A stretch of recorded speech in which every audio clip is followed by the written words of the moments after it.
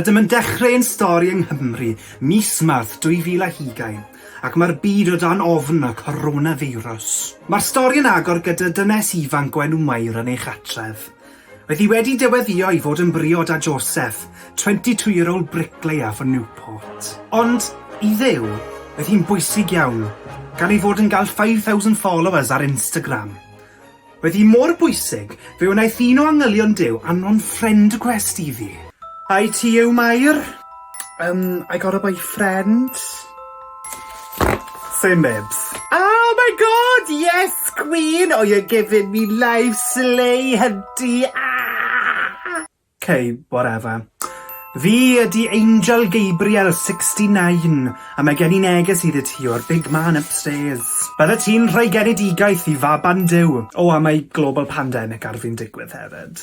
Bachgen neu merch? Sorry, ydw i'n mynd i gael bachgen neu merch? O, actually, paid y dweud dwi eisiau cael gender reveal party. Gadawodd yr angel gan adael Mair yn gyffroes am newyddion y babi. Roedd Mair yn ysu rhannu y newyddion hyn gyda Joseph. Ond, yn gynta, roedd rhaid postio fe ar Instagram stori hi. Ar ôl i pob 5,000 o followers Mair darganfod am y newyddion hyn, fe wedodd hi y newyddion i Joseph. Ond, fe anfonodd y prif weinidog Cymru, Mark Drakeford, o'r chymyn yn dweud fod roedd angen i pawb hun yn ynysu yn ei gartrefi. Roedd Mair wedi bwriadu mynd i Primark y penwythnos hynny, felly penderfynodd y ddau cael un trip olaf i Gaerdydd cyn y lockdown.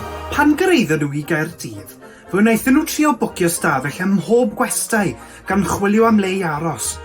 Ond oedd pobman ar gau. Mae fy girlfriend ar fi'n gael babi. Oes yna lle yn y llety? Pam nad ydych chi'n mynd i'r ysbyty? Home births are very in these days. O, mae ddrwg geni, ond roedd rhaid i ni cael lawr oherwydd Covid-19. Y cyfan y gallai ei gynnig i chi yw fy Airbnb. Diolch yn fawr, byddwn yn ei gymryd. Yn y gyfamser, mewn rhai caeau gerllaw, roedd grŵp o bobl ifanc yn ei arddegau yn mynd yn erbyn rheolau lockdown. Roedd hi'n nos ac roeddynt wedi bod yn ffilmio TikToks. Wedyn, fe welon nhw golau.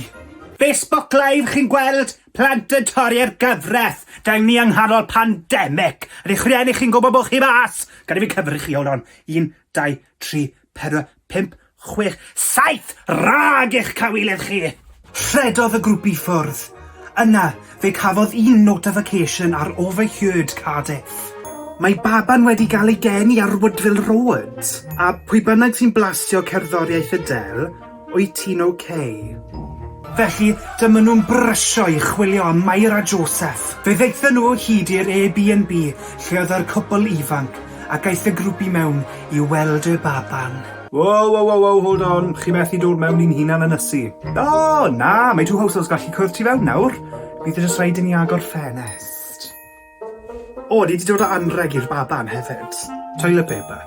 Ei, oedd hwnna wedi costio fi arm yn y leg. Be grateful. Yna, ddaeth 3 gwrdoeth.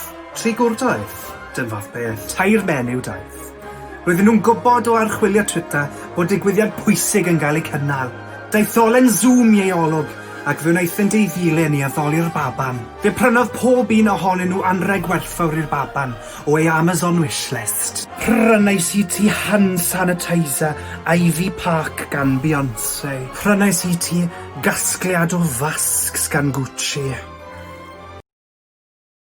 Oh, hold on, dwi'n meddwl mae wedi colli connection. Rydym wedi penderfynu enwi ein baban.